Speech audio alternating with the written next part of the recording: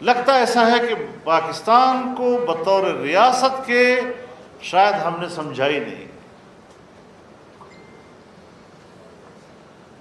جیسے ہم کو بہت بڑی خوش فہمی میں مبتلا ہے۔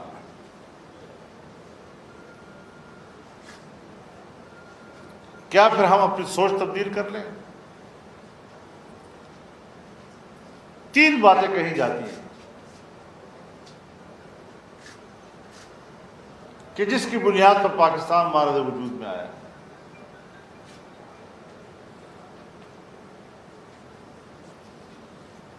اور پاکستان میں مختلف نظریات کے حامل لوگ وہ اپنی اپنی ترجیحات کی بنیاد پر پاکستان کے قیام کی وجہ بیان کرتے ہیں۔ مذہبی لوگ کہتے ہیں یہ اسلام کے لیے بنا تھا، پاکستان کا مطلب کیا، لا الہ الا اللہ۔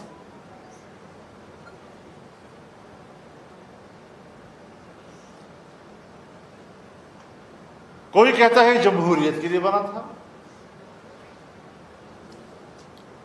اور کوئی کہتا ہے کہ یہ خوشحال معیشت کے لیے بنا تھا،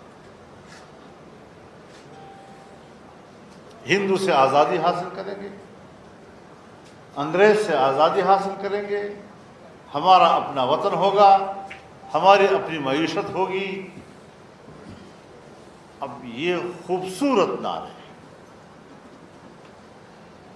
74 سالوں میں نہ تو ہم نے اسلام کو دیکھا، 74 سالوں میں نہ ہم نے جمہوریت کو دیکھا، اور 74 سالوں میں آج جب ہم اس ملک کی معیشت کو دیکھتے ہیں تو پھر یہی سوال پیدا ہوگا، آپ مجھے بتائیں کہ اگر ان تین مقاصد میں سے ایک بھی مقصد ہم نہیں حاصل کر سکے